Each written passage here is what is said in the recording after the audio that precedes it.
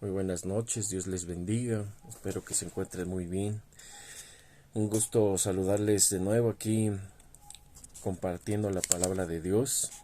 Y bueno, pues vamos a comenzar orando para que nos brinde el entendimiento, todo lo que necesitamos para conocer la palabra y llevarla a la práctica. Padre, muchas gracias por este día que nos has permitido estar una vez más compartiendo tu palabra. Gracias por las vidas de quienes están escuchando este mensaje. Te pido, Padre, que no sea esta palabra una especulación mía, sino que sea enfocada a lo bíblico, enfocada a ti, para que te conozcan, en todo lo que has escrito, para que las personas puedan saber cómo es la realidad y tu pensamiento, para que conozcan de Cristo y se llenen de tu palabra y que busquen lugares de sana doctrina donde esta palabra realmente se predique sin ninguna cosa que impida en lo personal esta interpretación real que es lo que estás solicitando. Bríndame las palabras correctas para explicar y el entendimiento para también poder lograr extraer ese contenido que estás solicitando que plasmemos también. Damos gracias en el nombre del Padre, del Hijo y del Espíritu Santo. Amén y amén. Vámonos a Lucas, capítulo 15. Y bueno, pues aquí tenemos en Lucas 15 tres parábolas diferentes que Jesús relata con la finalidad de que se entienda y se aprenda. Y nosotros podríamos pensar, ¿por qué parábolas tienen, bueno, por qué se menciona, por qué Cristo quiere que aprendamos a través de parábolas? Hay veces en la Biblia que Cristo dice, haz esto o no hagas esto, pero hay veces que se está buscando el aprendizaje a través de este tipo de historias, y lamentablemente también en la Biblia nos relata que muchas de estas parábolas la gente en ese tiempo no las comprendía. Bueno, y ahorita nosotros tenemos esa revelación, el Espíritu Santo ha hablado en la palabra y ha generado esa interpretación correcta. Tal vez estuviéramos en ese entonces, podríamos pensar cosas distintas a lo que realmente había señalado Cristo. Pero bueno, tenemos también esta parte que es trabajada por el Espíritu Santo para generar entendimiento, y muchos estudiosos de la sana doctrina, y más que estudiosos, practicantes de la misma, que es todavía más importante. Y tenemos la primera parábola, que es la parábola de la oveja perdida. Y dice así: se acercaban a Jesús todos los publicanos y pecadores para oírle. Bueno, ¿qué es un publicano? Nosotros en la Biblia escuchamos o leemos mucho la palabra publicano, pero los publicanos en realidad eran tomados como traidores en este contexto, porque son judíos que recolectaban impuestos para Roma, para los romanos, les recolectaban a los mismos hermanos suyos o de la sangre judía. Entonces por eso los tomaban entre los mismos judíos como traidores. Y obviamente si entre ellos mismos tenían varias diferencias, nosotros como gentiles, o sea, que no somos judíos, bueno, pues nos hubieran llamado, como en ese entonces se llamaban perros, a las personas que no eran de su sangre, prácticamente. 2. Y los fariseos y los escribas murmuraban diciendo: Este a los pecadores recibe y con ellos come. Entonces él les refirió esta parábola diciendo: ¿Qué hombre de vosotros, teniendo 100 ovejas, si pierde una de ellas, no deja las 99 en el desierto y va tras la que se perdió hasta encontrarla? Y cuando la encuentra, la pone sobre sus hombros gozoso. Y al llegar a casa, reúne a sus amigos y vecinos diciéndoles: Gozaos conmigo, porque he encontrado mi oveja que se había perdido. Os digo que así habrá más gozo en el cielo por un pecador que se arrepiente que por 99 justos que no necesitan de arrepentimiento. Hay que tener una cosa muy en clara.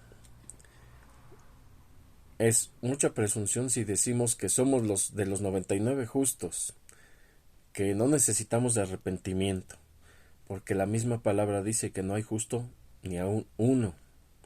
Entonces, es mucha presunción decir que no somos, bueno, que estamos del lado de las 99.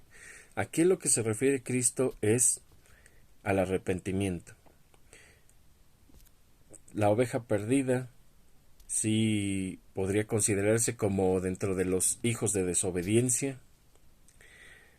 Esto se refiere a que siguen siendo hijos, pero son desobedientes, son hijos que se apartan, sí sufren mucho, y más adelante vamos a ver en la siguiente parábola a qué nos referimos con eso. Pero no seamos presuntuosos pensando que estamos del lado de las 99 si ahí estamos medio orando, estamos medio leyendo la Biblia, estamos medio ahí haciendo una que otra buena obra, recordando que las obras no llevan a la salvación, como siempre lo hemos mencionado aquí también, y la palabra así es muy evidente con esto. Pero recordando también que es una evidencia las buenas obras de que una persona ya ha nacido de nuevo. Así que, bueno, alguien que está del otro lado, a medias tintas, es más, alguien que haga todas las cosas de la mejor manera, no puede considerarse aún así justa. Seguimos siendo presuntuosos, seguimos siendo, pensando que con lo que hacemos es suficiente, que no necesitamos de Cristo todo el tiempo, porque eso es mentira y necesitamos de Él en todo momento. Y es como señalar que con nosotros es suficiente. Entonces, aquí no hace referencia a quienes se apartan y a quienes permanecen, sino más bien a quienes se arrepienten. Que arrepentirse también es motivo de bienestar, no solo para los que conocen al que se está arrepintiendo, sino también eso es algo de gozo también para el cielo, como podríamos decirlo. Entonces, bueno, pues este es una de las tres parábolas. La segunda que nos está contando Cristo aquí es la parábola de la moneda perdida.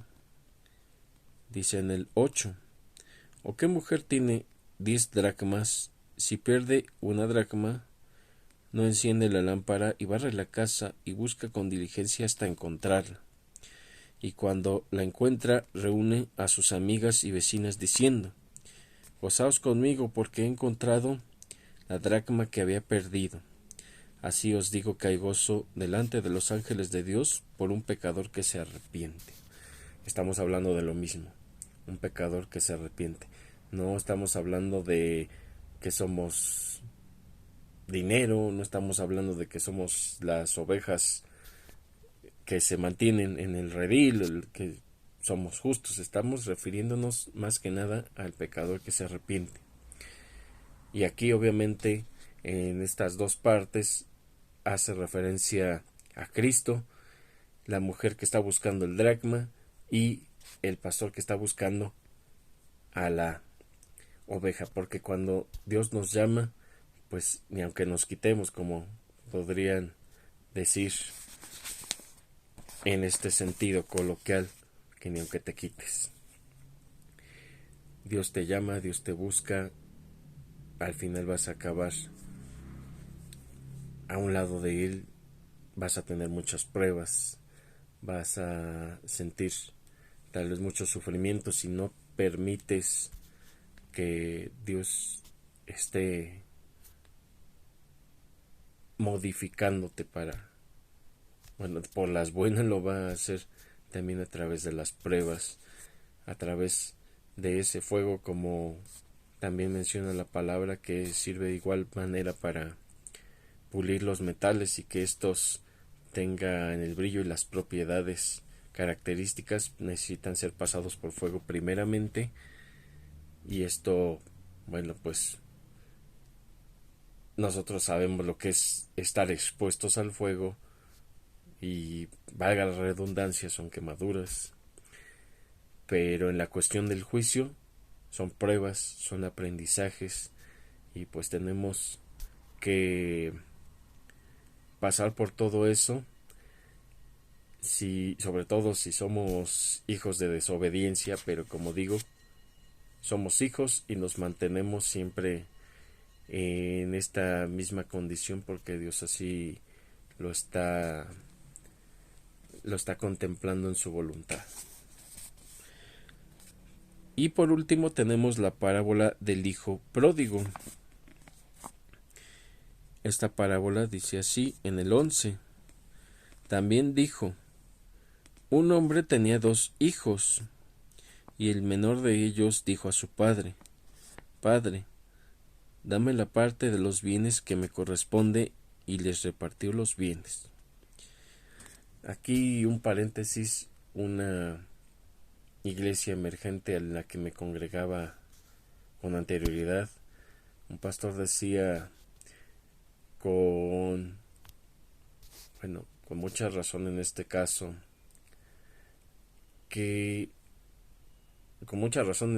porque las iglesias emergentes no, realmente la palabra no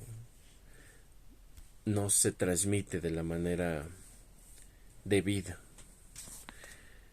Bueno, pero en este caso este pastor decía que cuando le estás pidiendo la herencia al padre, y obviamente el padre trabajó lo suficiente para dejar herencia,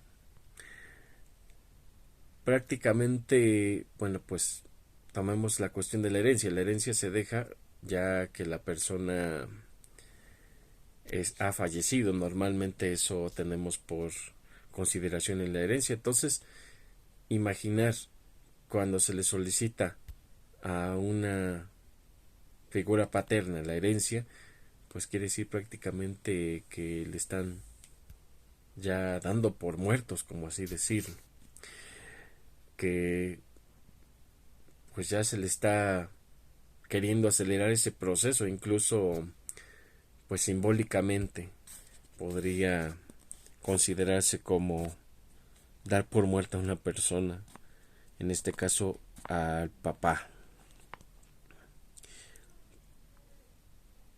13. No muchos días después, juntándolo todo, el hijo menor se fue lejos de una provincia, a una provincia apartada, y allí desperdició sus bienes viviendo perdidamente. Desperdiciar. Para empezar, bueno, recomendar las actuales prédicas que está llevando Edgar Escobar, el pastor, donde trabaja la parte bíblica del capital, del manejo de los bienes, de la administración. Y bueno, pues aquí en este sentido hay que tener siempre una cuestión de ahorrar, porque nosotros queremos todo en un solo momento, y bueno, pues eso nos lleva a endrogarnos, eso nos lleva a tener deudas o a gastar el dinero que no tenemos. Hay que evitar todo esto. Y bueno, pues aquí en la parábola del hijo pródigo, si se está hablando de un padre que tiene una gran cantidad de bienes y pues tiene servidumbre, tiene diferentes tipos de animales y recursos, pues no creo que esta parte de los bienes haya sido cualquier cosa. Ha de haber sido algo, pues incluso para construir una vida, sobre todo si es un padre que ama a su hijo, darle para construir su vida no tiene que ser cualquier cosa si se tienen los recursos. Bueno, pero estamos simplemente dando algunas posibilidades e interpretaciones que aquí en la Biblia no específica, pero que podrían también aplicarse al contexto que conocemos. Entonces dice 14. Y cuando todo lo hubo malgastado, vino una gran hambre en aquella provincia y comenzó a faltarle. Y fue y se arrimó a uno de los ciudadanos de aquella tierra, el cual le envió a su hacienda para que apacentase cerdos, y deseaba llenar su vientre de las algarrobas que comían los cerdos, pero nadie le daba. Alguien proveniente de un lugar o de una familia con muchos recursos, ¿cómo ha de haber vivido? ¿Cómo ha de haber vivido para que sucediera esto? Que incluso pues querer comer lo que le daban a los cerdos es algo que no nos podemos imaginar en este sentido cómo sería. Pero lo que a final de cuentas está teniendo esto es una consecuencia por todos los excesos y los derroches que se han dado por parte de este hijo. Pero sí, se debe caer muy, ¿cómo se podría decir? Se debe tocar fondo realmente para estar así de mal queriendo añorar los alimentos que en este caso comen los cerdos, incluso aplicándolo en el contexto real cuando la comida es muy procesada y todo esto. Hay lugares donde se les dan las sobras en la mayoría de los casos que podemos conocer. Los cerdos viven de sobras y querer comer todo eso en este contexto también sería todavía mucho más perjudicial. Tocar fondo es perjudicial en este contexto. Entonces 17. Y volviendo en sí, dijo: ¿Cuántos jornaleros en casa de mi padre tienen abundancia de pan, y yo aquí perezco de hambre? Me levantaré e iré a mi padre y le diré: Padre, he pecado contra el cielo y contra ti. Ya no soy digno de ser llamado tu hijo. Hazme como a uno de tus jornaleros. Aquí pues podemos estar en el entendido, por ejemplo, que pues no es la manera en la que esperamos que podría recibir un padre a su hijo, pero bueno, si había tocado fondo, hay lugares que no son tan malos para la situación que estaba sufriendo el hijo en este caso. Y muchas veces cuando tocamos fondo queremos de los males el menor, aunque sea. Cuando hemos estado tocando fondo en la salud, en las cuestiones familiares, en el trabajo, en la economía, tocando fondo, gente que está en ceros o peor aún, en números negativos con deudas, y siempre aspiramos a algo más, pero las personas cuando tocan fondo aspiran a no tener el pues el daño que están teniendo en este caso. ¿Qué podría ser esta cuestión de tocar fondo? Hay muchas formas. Por ejemplo, en la salud, cuando las personas están teniendo este tipo de infecciones provenientes de la pandemia actual, pues hay gente que dice preferiría tener algo menos fuerte, porque bueno, las complicaciones pueden ser severas hasta terminar con la vida de las personas. Pero bueno, cuando se toca a fondo se busca el menor de los males posible, y en este caso ya estaba queriendo comer lo que comían los cerdos, y pues dijo, aunque sea ser un jornalero más, un trabajador más de los que tiene mi padre, para no estar pasándola triste como la ha estado pasando en este momento. Y levantándose en el 20, y levantándose vino a su padre, y cuando aún estaba lejos, lo vio su padre, y fue movido a misericordia, y corrió, y se echó sobre su cuello y le besó. Y el hijo le dijo, Padre, he pecado contra el cielo y contra ti, y ya no soy digno de ser llamado tu hijo.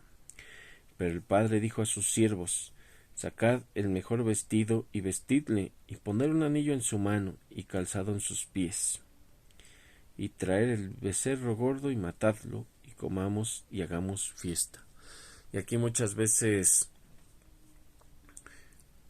los pastores, falsos maestros sobre todo, se enfocan a decir, el anillo significa esto, y el vestido significa esto, y empiezan a dar una serie de significados que no vienen en la Biblia, que no están expresados realmente.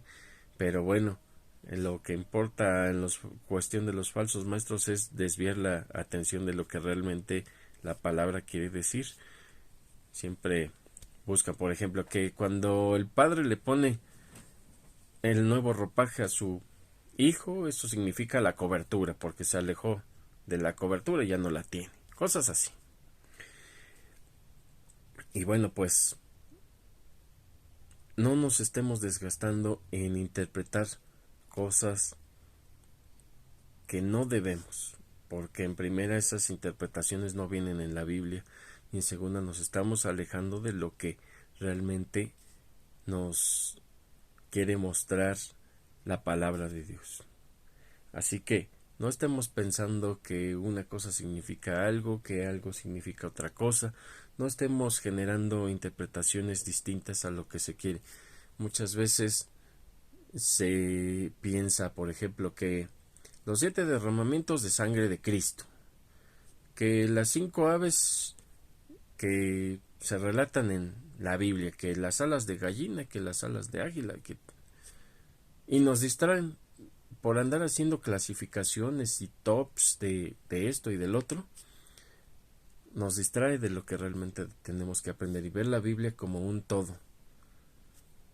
Este tipo de falsos maestros separan las cuestiones de la palabra, les dan su interpretación propia, obviamente a su beneficio, no, nunca van en contra de lo que ellos quieren. No te va a decir un falso maestro no interpretes, perdón, no diezmes o salte de mi congregación. No, obviamente, y dicen mi congregación porque pues no es una congregación de Dios, sino más bien es de ellos que están administrando esos lugares de manera indebida. Y bueno, continuando, en el 24 dice: porque mi hijo muerto era y ha revivido, se había perdido y es hallado. Y comenzaron a regocijarse.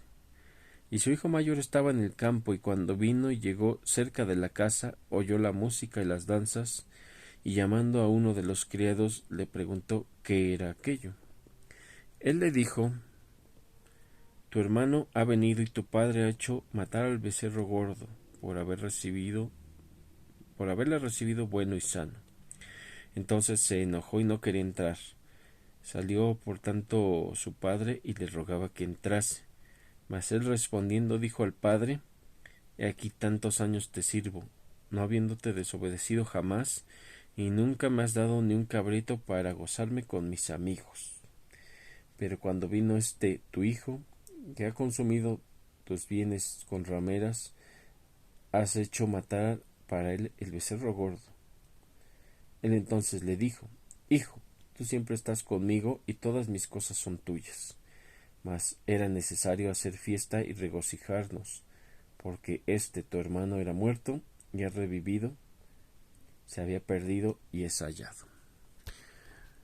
Muchas veces interpretamos mal también esta cuestión y decimos: el hijo que siempre estuvo ahí son las personas justas, pero como digo, no hay justo ni aún uno. Entonces, ¿quién es el hijo que permaneció? Estamos hablando de los judíos. Ellos son los que han permanecido. Y bueno, pues así como los fariseos en este caso se encuentran celosos porque Cristo estaba conviviendo con los pecadores como tal, y en este caso también, bueno, más que los judíos, enfocado precisamente a los fariseos.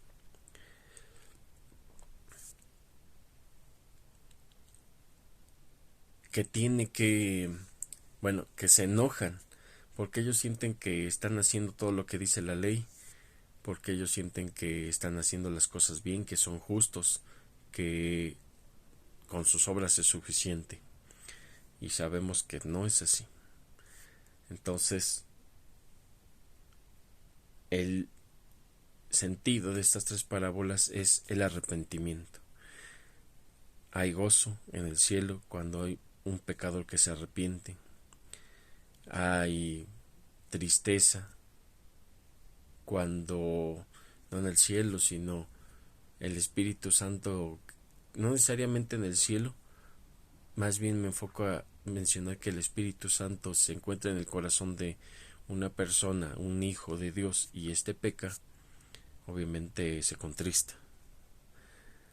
Y bueno, hay enojo cuando una persona que no es hija de Dios está pecando. Pero lo importante es el arrepentimiento, no el remordimiento, porque hemos dicho también, remordimiento es sentirse mal un ratito y seguir haciendo lo mismo, volver a hacer lo mismo que antes. Pero el arrepentimiento es alejarse lo más posible, y sí, se puede recaer, pero una cosa es sentirse mal y regresar a lo mismo, y otra cosa es pues tener alguna recaída, pero seguir enfocándonos en lo espiritual, en la palabra, en la oración, distraernos de cometer esos pecados para no estar cayendo en esas situaciones. Así que pues aquí todos hemos sido hijos de perdición, hemos sido siempre pecadores, nos hemos arrepentido de varias cosas que ya no hacemos o que ya no hacemos con tanta frecuencia como en una anterioridad. Pero no hay que pensar que somos perfectos, que con nosotros es suficiente. Eso nos lleva a alejarnos más de Dios. Hay que siempre tener la mentalidad de que necesitamos de Dios en todo momento. Un segundo sin Él, ya no existimos. Un segundo sin estar en sus manos, sin su misericordia. Así que, como dicen algunos hermanos, cada latido del corazón de una persona es una muestra de la misericordia que Dios tiene con ella y bueno, con todos. Y hay que tenerlo muy en claro, hay que ser agradecidos con Dios y hay que alejarnos de todo lo que está haciéndonos daño, solicitando, orando por el arrepentimiento y también instruyéndonos a través de su palabra. Vamos a orar para cerrar este video del día de hoy y de esta semana. Muchas gracias, amado Padre, por permitirnos seguir compartiendo tu palabra, que la llevemos en práctica, que hagamos tu palabra como lo estás solicitando, que seamos hacedores más que oidores, y síguenos instruyendo, síguenos guardando, te rogamos, Padre, que nos guardes, que bendigas la salud, los alimentos, la paz y la tranquilidad, que hay personas que necesitan mucho de eso internamente y también para con quienes conviven. Restaura familias, que te busquen las personas por ti y todo lo demás por añadidura sea otorgado conforme a tu voluntad, y que sepan que contigo, solamente contigo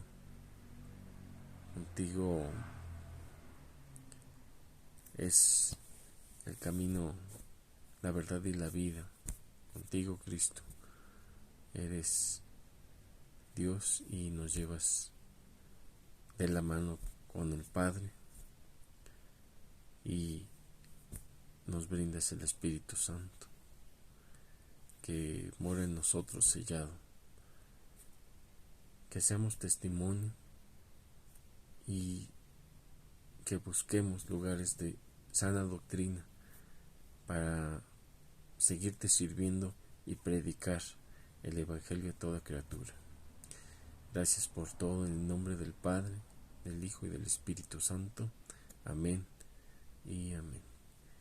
Dios les bendiga y se encuentren muy bien.